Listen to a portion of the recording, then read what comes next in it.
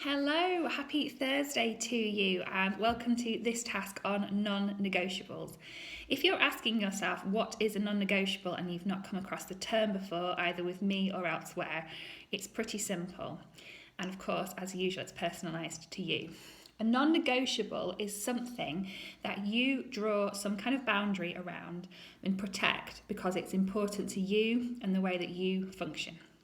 Now, what this task is going to be about is keeping that sort of definition in mind and beginning to look back at what we've been doing so far across weeks 1, 2, 3 and 4. Because your non-negotiables that you're going to be looking for in this task might come from your visualisation in the beginning for your ideal day or that first balance wheel. They might be related to the roles that you play and the things that you have to do and that you're comfortable doing, perhaps doing in a certain way related to the roles in your life, work, family type of things. They may well be self-care type items that we talked about in week 4. They may be things such as a morning coffee in the quiet. That's one of my favourite things. I don't function very well without it. It may be what you do with your time or indeed how you use your time. There is no right and wrong, and like I say, you may have them from different areas too. What I'm going to encourage in this task is for you to think of at least one thing that has come up in the, in weeks 1 to 4 that you feel is a non-negotiable for you. But I would encourage you not at this point to try and make lots of things non-negotiable. Between 1 and 3, I would say, is a good starting point. See how that goes. You can always come back to this task in future, of course. You've got the access to the material and you can work on other things. Now, at the moment, when I talk about what is non-negotiable for you, you might be thinking, well, nothing is. I haven't created those boundaries. I don't have that kind of way of thinking about anything. So don't let that wording put you off. Either what is non-negotiable for you now, and perhaps it isn't quite non-negotiable, maybe it's negotiated quite a lot, maybe the time or the way you do something needs that boundary tightening up, if you like. Or maybe going forwards, what you'll be doing in this task is thinking about what you want to be a non-negotiable in the future. Perhaps, for example, speaking from my own experience again, meditation used to be non-negotiable for me and it's all gone a bit slippy and have I done it today? I'm not sure. So I could benefit from tightening up that boundary, doing this task and working out the hows and the whys to make sure that it does get done in a way that's perhaps a little bit more ritualised. Perhaps I do need to have a boundary around it to determine where and when I do it to make sure it gets done and I benefit from that thing that I need in my life. So the task today is a simple chart. I'm using the feedback that somebody gave me rather than a worksheet. It's a very simple chart with 4 steps to go through and questions to ask yourself. Okay, I encourage asking yourself why and asking and answering that question 5 times. This is something that's proved really helpful to me in the past. It helps deepen our understanding of why something is important. The first time we ask ourselves, why do I need this?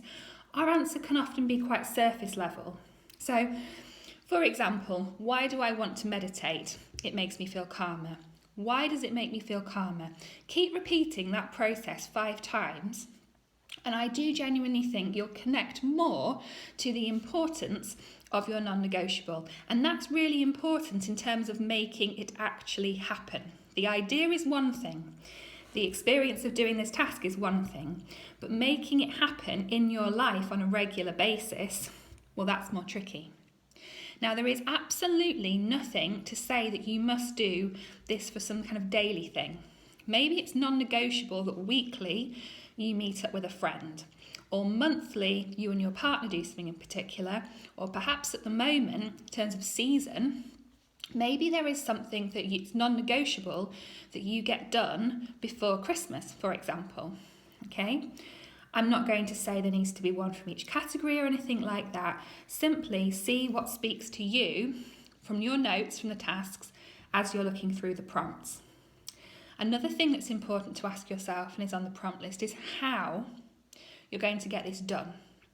Is it something that you'd benefit from having in your diary? Depends on the kind of thing. I'm not saying that's the right answer at all. Do you need to commit to a person? Do you need to tell them about this? Maybe you do, maybe you don't. Maybe planning ahead is really important. For example, if meal prepping is non-negotiable to you, or meal planning ahead is essential. It doesn't happen if you don't sit down with a notebook or phone and actually make the plans. Perhaps, for example, leaving your phone at home is going to be one of your non-negotiables for certain bits in your week. How can you make sure that actually happens? What steps can you put in place? So, leading on from the 5 levels of why it's important, again, this drills down that little bit more to how you're actually going to make it happen in practice on a regular basis for you to benefit from. Another question I think is really important is, what will you do when life gets in the way? When people either push back against your boundary of you saying yes or no to them or to something, people won't necessarily like that. So what are you going to do when that happens? Or if that happens? Something I really like the idea of is if-then planning. If something happens, then I will do this. When you have the plan in place already in your mind, then it is much easier to come up with the answer. You've already got it, or something similar to it. So an example might be, I am going to have better boundaries around my phone time. For example, 5 o'clock every day, my phone's going to go away and I'll concentrate on my partner instead and we'll have a nice evening. Great. And I work through my why steps and I work out that how it's going to happen is it's going to go in a drawer, there'll be a reminder on my phone. Great. What happens when life gets in the way? If, for example, if work comes in, if I get an email at 5 to 5, then the whole plan moves to 5:30. That's it. It doesn't mean it goes out the window. It doesn't mean I'm going to scroll for the rest of the evening. If work comes in just before 5, then the whole thing starts at 5:30 and the phone still goes in the drawer. There's still a reminder. I just shift it. This is all about creating that line in the sand somewhere, that sacred space around what's important to you and what you want to make a non-negotiable priority going forwards. Now, our task on Saturday, talking about priorities, may seem really similar to what we've done today. They are very much linked, I agree with you. This might, however, be about the slightly more specific things that make life better for you in some small way, because I really believe that the small things add up no end, and simply by starting your day right, for example, with a coffee quietly on your own, you can change the whole tone for the day. I'm not saying everyone has to do that, that's just what works for me.